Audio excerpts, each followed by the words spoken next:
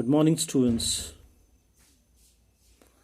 We are reading the first chapter of civics, political science, that is, understanding our constitution.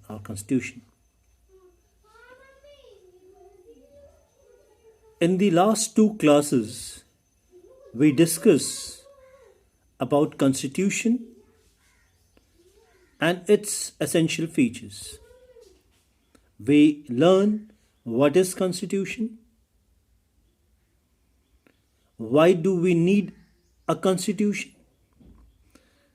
why democratic country needs a constitution. Then we discuss essential characteristics of Indian constitution. Under it, we learn few points. One is federalism, about which we discussed in detail in the last class. The another one is fundamental rights. The third one is separation of power. Fourth one is parliamentary form of government. And the fifth one is secularism. And so let us concentrate on fundamental rights.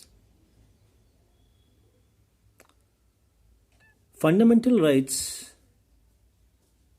are basically 6 in numbers. Originally, they were 7 in numbers. Part 3 of Indian Constitution incorporate fundamental rights. In India, we incorporated fundamental rights from American Constitution.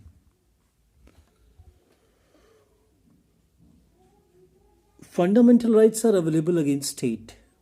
Fundamental rights are enforceable by law. Now the question is, what is state? What do we mean by enforceable by law?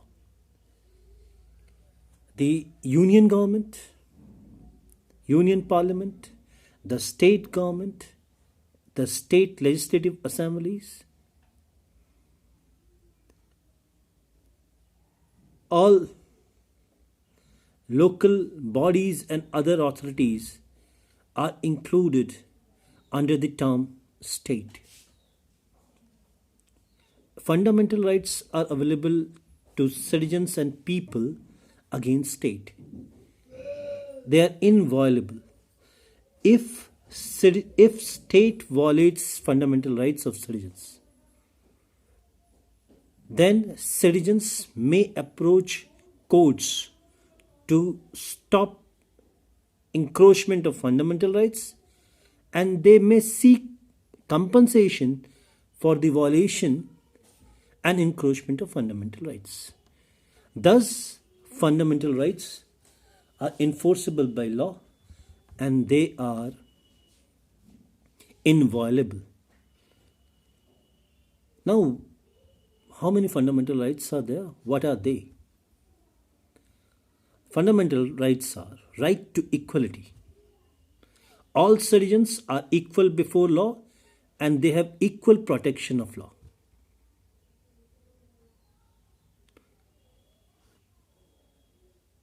The second one is right to freedom. Citizens are free.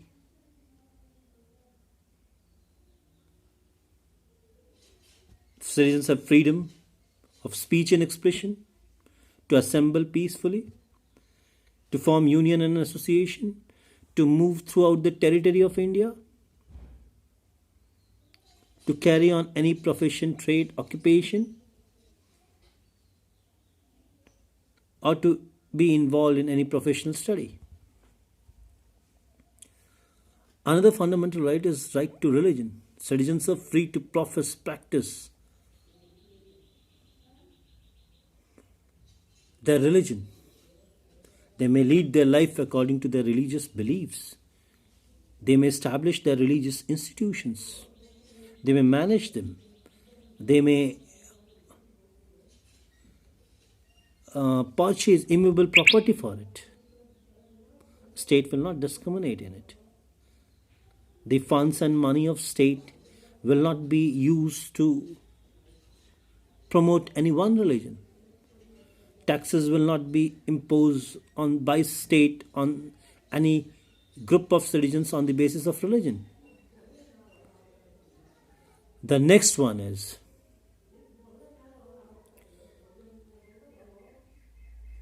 right against exploitation.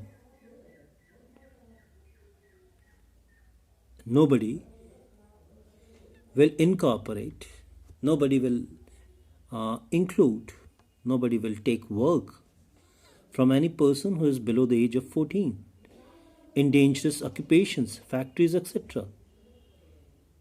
Human being will not be trafficked. Bonded labor is prohibited. This is right against exploitation. Forceful begging is prohibited. Then comes cultural and educational rights.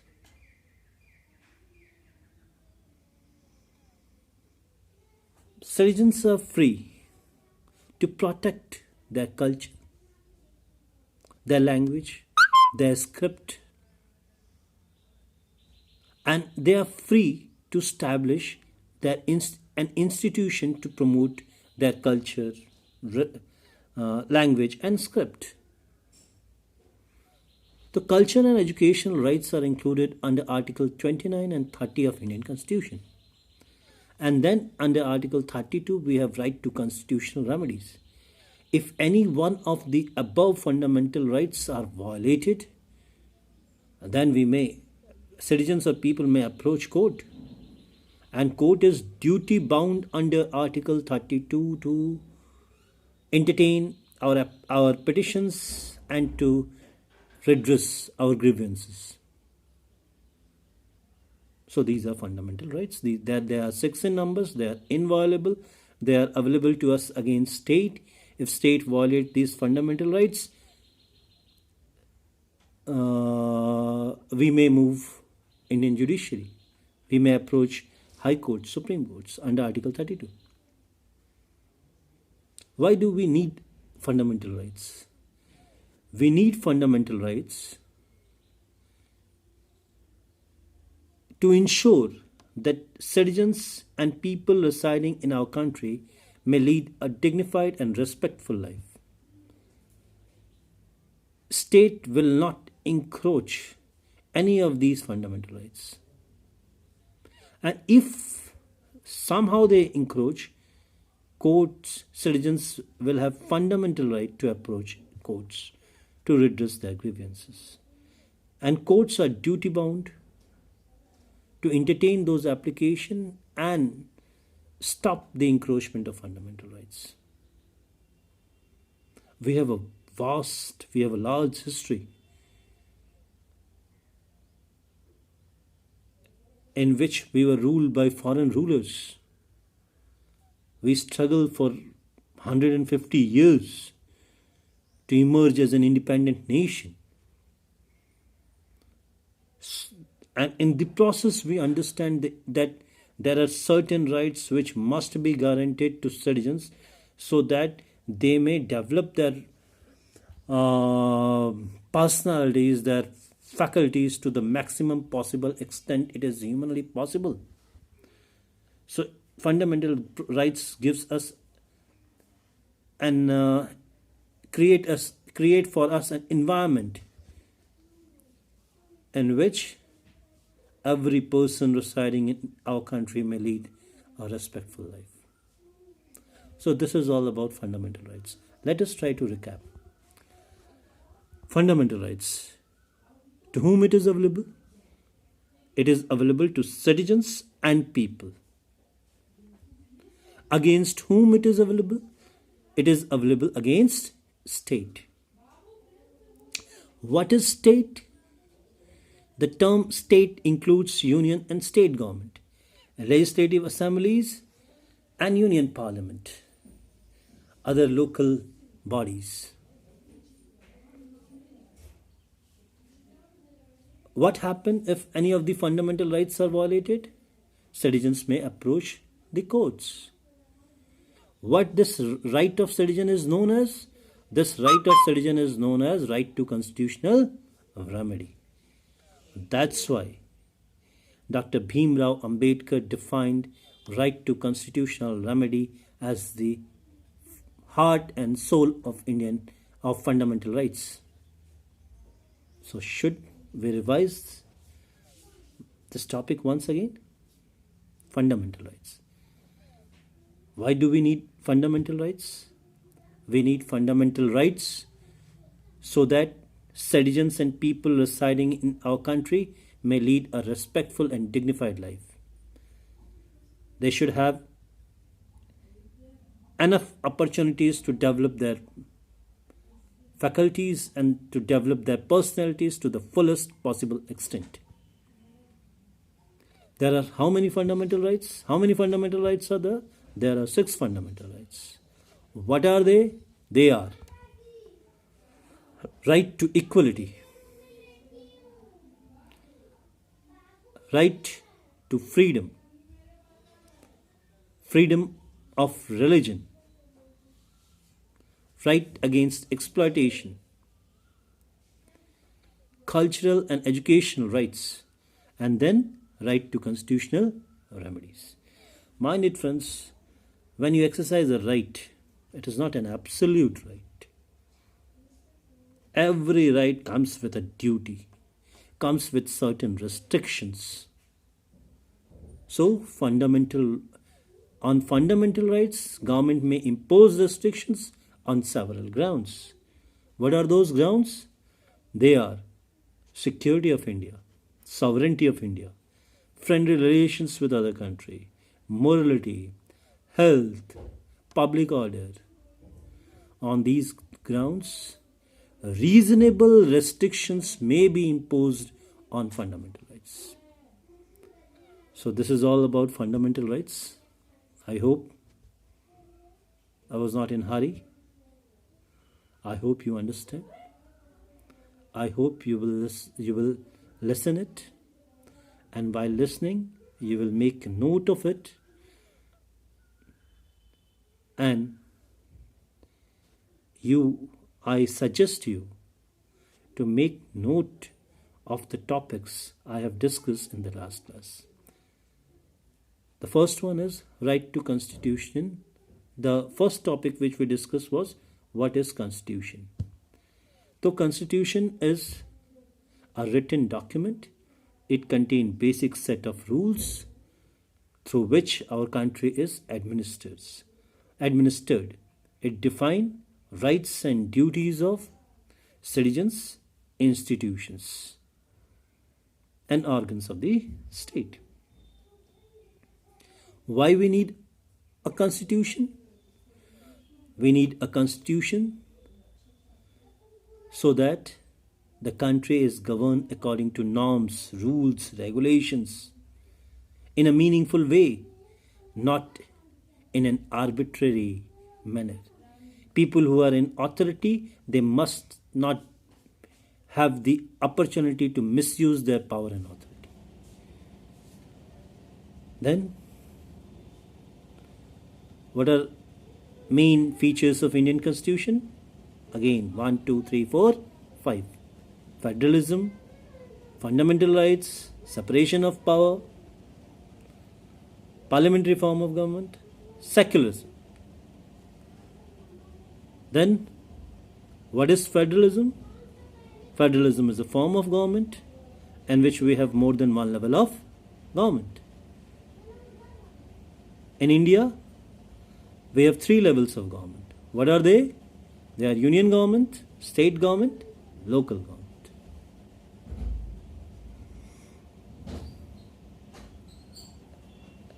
The power is distributed among these different levels of government. Who distribute power to these different levels of government? A written constitution distribute power among these 3 different levels of government. So the third essential feature of federalism is written constitution.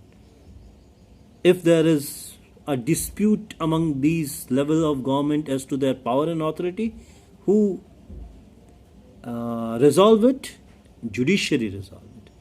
So the four essential characteristics of federalism is different level of government, distribution of power, written constitution, independent judiciary. Then come fundamental rights. Fundamental rights are six in number.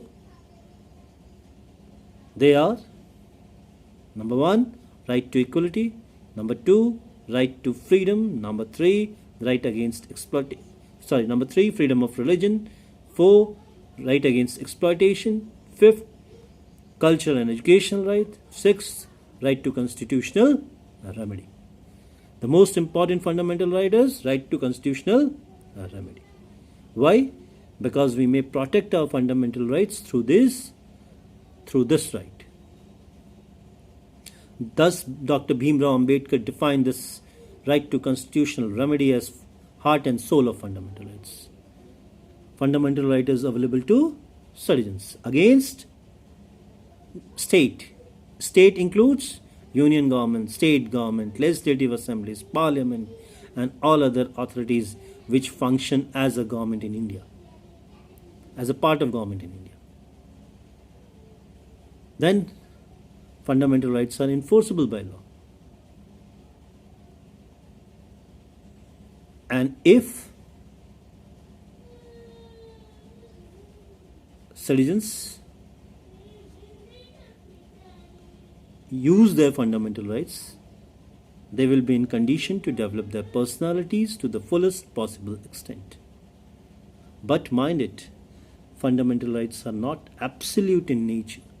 State may impose reasonable restrictions over these fundamental rights on grounds of sovereignty of India, security of India, friendly relations with other countries, morality, health, public order, etc. Courts in India will always examine whether restrictions imposed on fundamental rights are reasonable or not. I hope you understand fundamental rights. Please make a note of it. Till then, be at home. Enjoy the company of parents. Listen to them, obey them, respect them. Do some exercise, physical exercise. Work on your subjects. Be a good citizen. Thank you. See you in the next class. Thank you.